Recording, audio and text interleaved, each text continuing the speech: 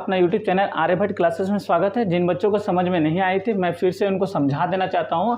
Question number 2 त्रिकोणमिति के कुछ अनुप्रयोग जो कि कक्षा 10 का 9.1 से है। ये क्वेश्चन ये बोल रहा था कि एक पेड़ है जो कि आंधी आने के कारण किसी कारण से वो टूट गई और टूटकर वो ज़मीन को छूने लगती है। टूटकर क्या चीज़ को छूने लगती है? ज़मीन को छूने लगती है। आपको सिर्फ समझना है, समझ जाइएगा ना तो खुद से बना लीजिएगा, कोई दिक्कत नहीं है। देखिए हमने मान लिया से ए बी और डी जो है एक पेड़ है, पेड़ की ऊंचाई बी और डी, ठीक है। पेड़ की ऊंचाई क्या है? बी और डी है। अब ये बी और डी क्या होता है कि ए बिंदु से टूट जाती है, टूटकर सी तक, यहाँ पर सी बिंदु यानी जमीन को छूने लगती है। अब जैसे ही जमीन को छूने लगती है तो होता क्या है कि पेड़ यहाँ से यहाँ तक और यहाँ से यहाँ तक दोनों को जोड़ेंगे तभी जाकर पेड़ की ऊंचाई निकलेगा। आपको भी समझ में आ रहा होगा कि पेड़ यहाँ से टूटा है और यहाँ तक तो दोनों को जोड़ा जाएगा तभी जाके पेड़ की ऊंचाई निकलेगा, अन्यथा नहीं निकलेगी। आप भी जान रहे हैं। अब देखिए दूसरी बात, पेड़ की पाद बिंदु और जहाँ से पेड़ की शिखर दोनों के बीच की डिस्टेंस दिया गया था 8 मीटर है। दोनों के बीच का डिस्टेंस कितना है?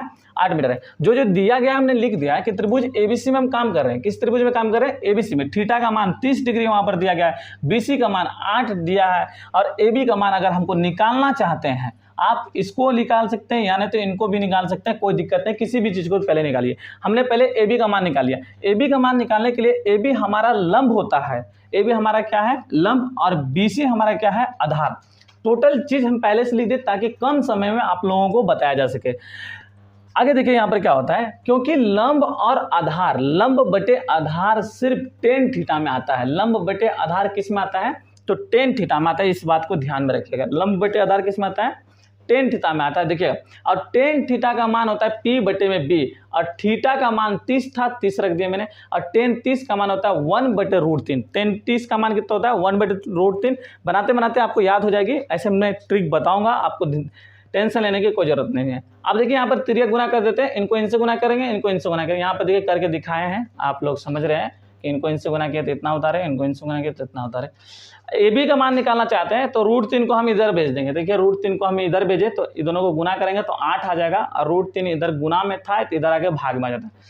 यहाँ तक तो हमने ए बी का मान निकाल लिया। ए बी का मान यहाँ से हम निकाले। ए सी का मान निकालने के लिए कर्ण और बटे आधार, कर्ण और आधार देखना चाहते हैं। कर्ण और आधार से निकालेंगे। आप कर्ण और लंब से भी निकाल सकते हैं क्योंकि लंब का मान आपको पता चल गया है। पी एच का भी मान दे के निकाल सकते हैं, या नहीं तो आप एच बी का भी मान दे के आप लोग निकाल सकते हैं, कोई दिक्कत इसमें नहीं है। ध्यान से समझिएगा अब कि क्वेश्चंस क्या बोल रहा था कि पेड़ की ऊंचाई ज्ञात करने के लिए अब हमको कर्ण निकालना पड़ेगा।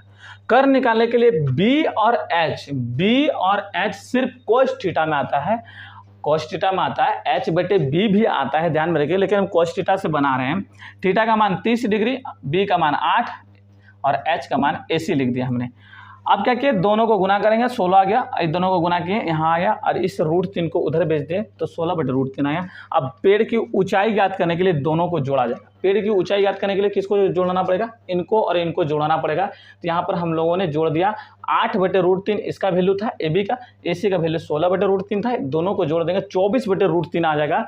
अब भी 24/√3 सही है, लेकिन √3 को अगर हटाना चाहते हैं तो हर का परिमेयकरण करना पड़ेगा। क्या करना पड़ेगा? हर का परिमेय। √3 यहाँ है तो √3 दोनों से गुना कर देंगे ताकि √3 हो जाएगा 3। √3 गुना √3 क्या हो जाएगा? 3। और √3 को 24 गुना कर देते 24 √3 हो जाएगा, 3 से कट जाएगा। 8 बार में पेड़ की ऊंचाई निकल जाएगा हम लोगों का 8√3। अगर समझ में आया हो तो लाइक कीजिएगा वीडियो को, और कमेंट करके जरूर बताइएगा कि क्या समझ में नहीं आया, क्या नहीं, कौन सा फैक्ट पे समझ में नहीं आया। तो ठीक है, have a nice day, take care.